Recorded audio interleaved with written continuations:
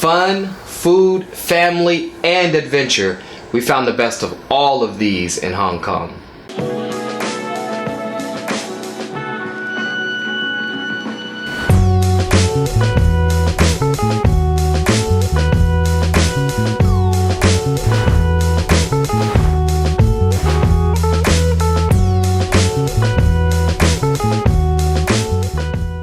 Welcome to A Bra with the Burrells, a channel for travelers by travelers. I'm Coleman. I'm Jamie. And this is Brooklyn. Hey! So we took a trip to Hong Kong and we were there for 11 days. Yes, we gave ourselves plenty of time to take in the culture and just really enjoy it, especially having the baby with us. Hong Kong was great. We absolutely adore that city. There's so much to see and to do. The sights, the people, the smells, the food, everything about it was wonderful. Brooklyn was a huge fan, even though I think she slept through 50% of it. Yeah.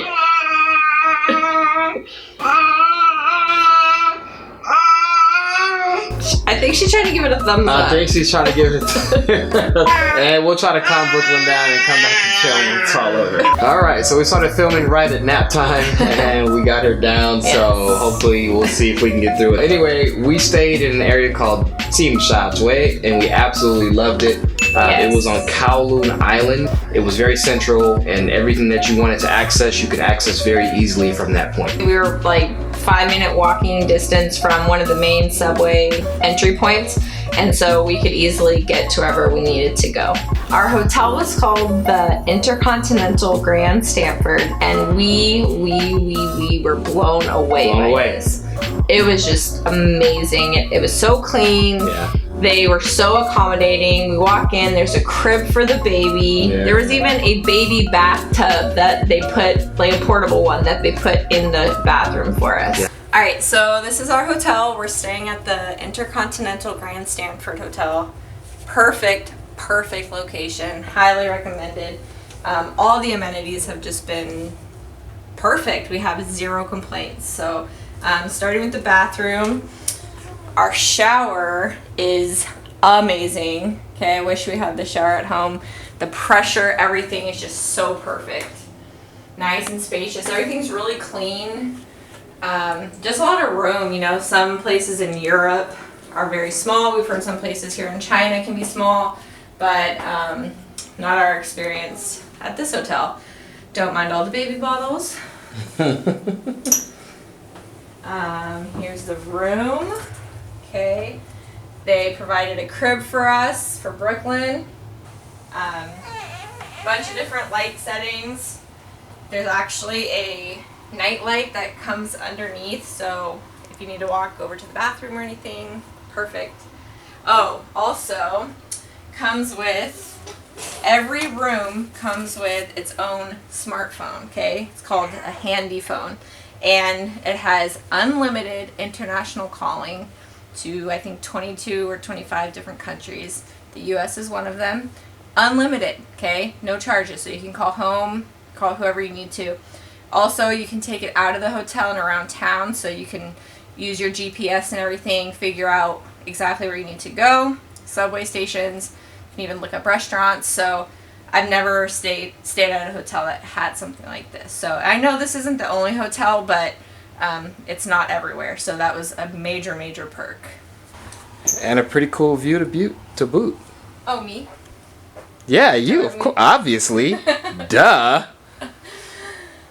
Very swanky. The service was fantastic. A1. Staying there made the 11 days go by so quickly. Yeah. It was just a very comfortable stay. We would absolutely stay there again under any circumstance. Yeah, it was incredible. Highly recommended. So what did we do in Hong Kong? A lot of stuff. We ate a lot, we walked a lot, we trekked a lot. There was plenty of things to do and a lot of things to get into. One of those in particular being our day trip to Tai Village. Yeah, so Tayo Fishing Village is one of the oldest fishing villages still around in Hong Kong. It's really cool at Tayo Village because the locals there are still fishermen. In fact, the whole village is still sustained on their ability to go out and catch fish and sell the fish. So when you go there, you're kind of going back in time a little bit and seeing a very old lifestyle from old world. And the houses are built on stilts. You can take several boat tours there. They have great restaurants there we recommend eating. We stopped in at a particular restaurant and it was one of the best meals that we had. And just the little neighborhood is just charming and beautiful, and we came across people playing mahjong or you know, people chopping up their fish and conversing and going about their day-to-day life. There's all types of things to buy, little markets to eat from and try different things. We tried fish balls. Very spicy? No. Okay.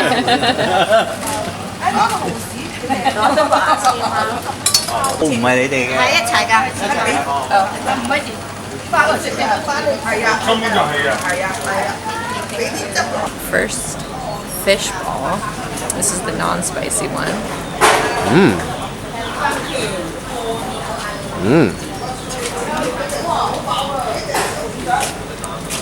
Interesting. That wasn't good. That was interesting.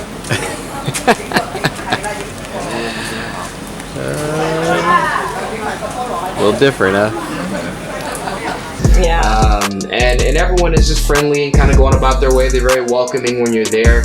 When we were there, it was actually a torrential downpour. I mean, rain was coming down in sheets and droves, and it didn't spoil our time at all. It had no bearing on our enjoyment of Tayo Village at all. And just to be aware too, it is a ways away from Hong Kong. So if you're gonna make the trip out to Tayo Village, make sure you get an early enough jump so that you're able to get out to the village and get back to the mainland, to the main city rather, without losing too much of your time. Tian Tan Buddha. It is the big Buddha. You've probably seen a ton of pictures that sits up high in the sky. And when you get there, I mean, the size of it is just mind-blowing. So massive. And beautiful, definitely a place that, you know, you want to see while you're there because it's one of its major icons. Yeah, and even the cool thing about it is it's kind of surrounded by a little village area where there's a monastery that you can go in and tour. And just kind of walking up to it, the walkway and everything is just very interesting presentation as you're approaching the Buddha. And then of course you go up to the Buddha and there's wonderful photos and pictures to be had. And the view from the top of the Buddha is rewarding as well. Yes. Wong Tai Sin Temple. Yes. This is not far from where you're going to be in Hong Kong, especially if you're staying in Kowloon Island. You can get there by train. It's actually not an ancient temple. It does have that ancient look to it. It was actually built in 1921, named after a Taoist hermit who was believed to have great healing powers. And when you walk around, there are several buildings, very picturesque, and there are people there that are praying and worshiping. So you do have to be respectful when you're there for that. But it's definitely a great feel. I remember we walked in there and we were just walking around like, wow, this is really China. Like we're really here in Hong Kong. It really brought you into the culture. Yeah. So do that. And if you're staying in Kowloon, it's not going to be far from any of the major tourist areas or where you may be staying. Definitely worth the stop. So the next must do on our list is to take the Star Ferry. Yes. Literally, it's like a maybe 5-minute ride. So if you get, seasick, don't worry about it. It's really not that big of a deal. It does take you across from Kowloon to Hong Kong Island, so across Victoria Harbor. And it's easy. It's so easy and simple to get to and get across. I think it costs like $1 to ride. So they're iconic there. It's kind of like their thing. And when you take it across, you really get to see the skyline up close and personal. And if you want to go to Victoria Peak is on Hong Kong Island. And we're off. That was painless and easy.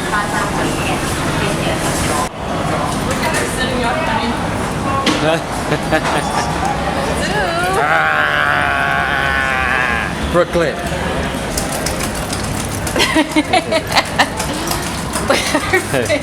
And one of the main reasons people go to Hong Kong Island is to go to Victoria Peak, which is known throughout Hong Kong as the premier vista point in the city. Yeah. A lot of people are going to be there. When you go there, make sure you get there early.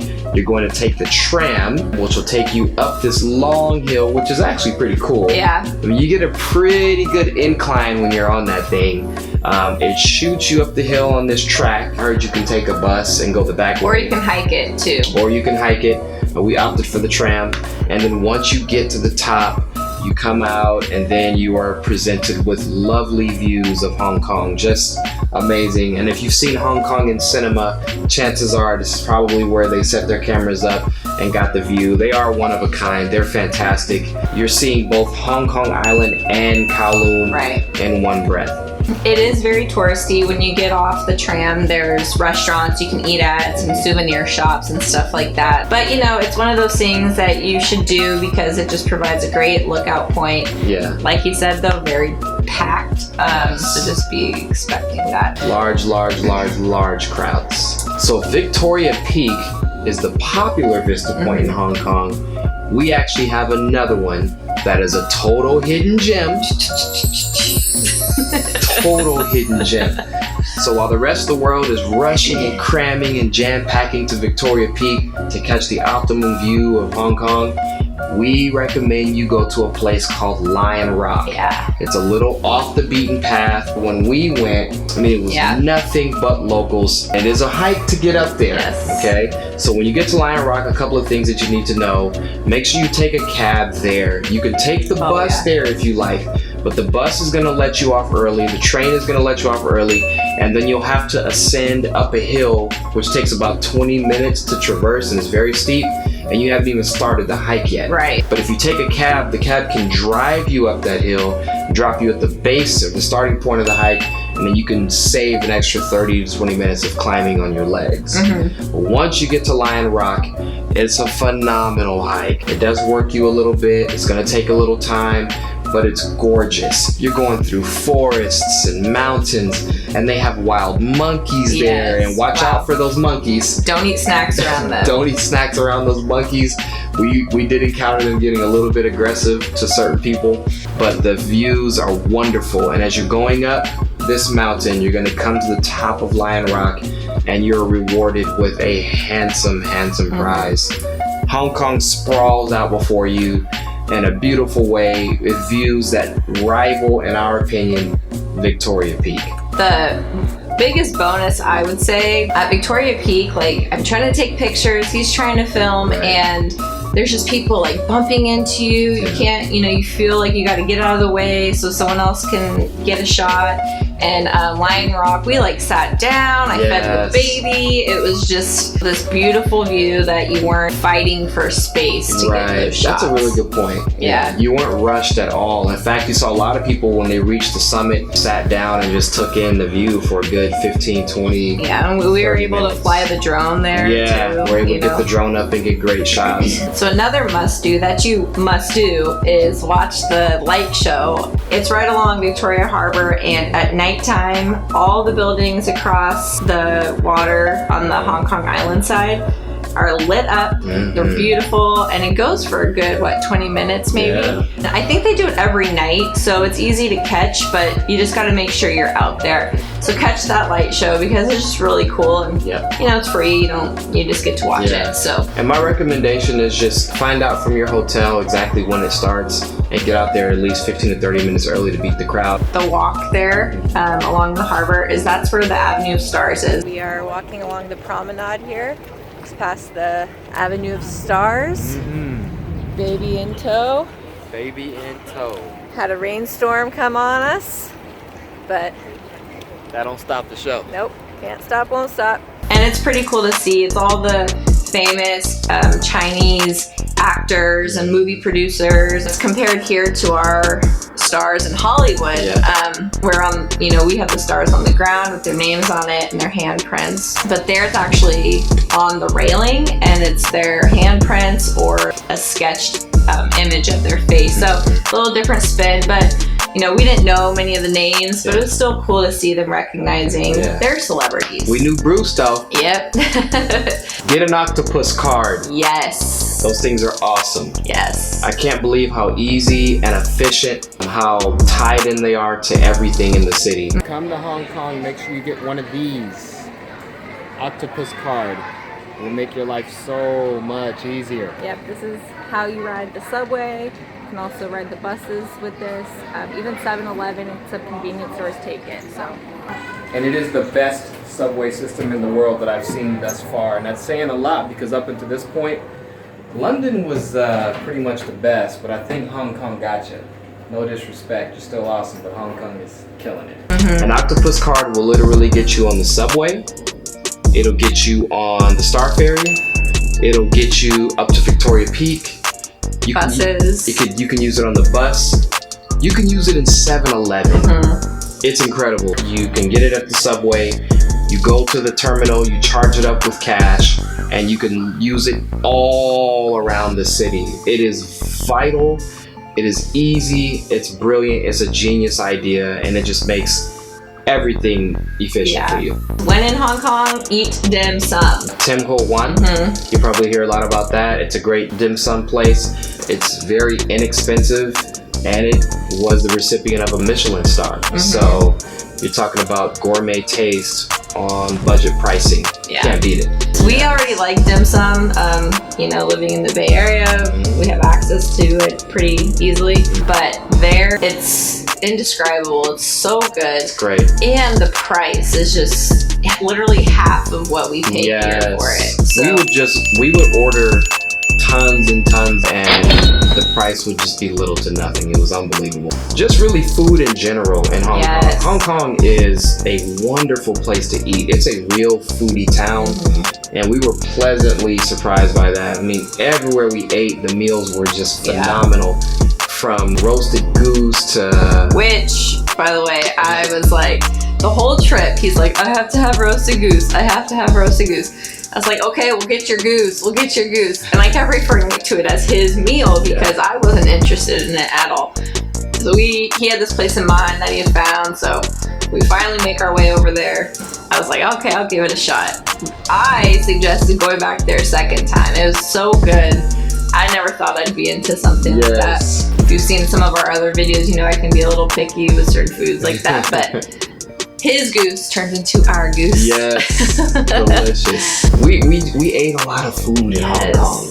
Okay, Temple Street Night Market. Yes, awesome. This place is great. A must-do in Hong Kong. It is a Hong Kong experience, especially for tourists. Make sure you do not settle on the first booth because the further you walk through these stores, these booths, the cheaper they get. And a lot of them are the same items. So we bought something right away and we walked down several booths, saw the same exact item for like a quarter of the price. Yes. Do not buy at the first stall you see. Yes. Bargaining is expected. If you're going to haggle, they expect you to haggle. Never settle on the first price. Right. And while you're there, don't eat dinner ahead of time because you have to have the crab. Okay. Several different restaurants, open air areas where you can sit down. We steered away from the spicy crab. There's one that's super, super spicy. We just went for the original and did not regret it at all. No, we loved it. Now, if you love spicy food, that's your thing, but we heard it really does. It could really kick your butt if you're not careful. But it was awesome because we just kind of looked at each other like, yo, we're eating crab like in this little Hong Kong side street. It was just one of the dopest experience. One of the highlights of the trip, at least for me. And we actually went twice there. Yeah, so, we did go back. We've mentioned in other videos how we don't always like to repeat restaurants because we try to taste as many different things as we can while we're in a certain place. We actually went there twice. Yes, so we did. The first time we went alone. The second time we went back with my family. Met us out in Hong Kong and we went back with the family. Yeah, so delicious. You have to do that. Things to be aware of. Yes. Okay, so we loved Hong Kong. There were just a couple things though that You know, we kind of had to roll with the punches, learn how we went. We mentioned earlier that the subway there is amazing, super efficient, super clean. There's actually a huge fine if you eat or do anything that would result in litter on these subway trains because they just take that stuff very seriously. And what's really cool is that a couple days we had some rain and you could literally walk underground from like one station to the next. So you can cover several blocks underground. Yeah. It all connects. The thing to be aware of though is that it's a little hard to navigate if you have a stroller like we did, or if someone you're with is in a wheelchair. Right. You have to take the lift, which is the elevator, but they're not always easy to see. They're not right there in front of you. And the signage isn't always great. But once you get the hang of the subway system and how it works, you'll be zipping back and forth across town, you know, very efficiently. Right. Another thing to be aware of is the subway is packed. Yes. Especially during rush hour. But in general, there's just a lot of people in Hong Kong. And I've never been on a subway that was more sardine-like than that. Oh my goodness. And we had the stroller and trying to navigate through that. What do we need to do? Not bring the stroller. Which is pretty much going to be almost every day.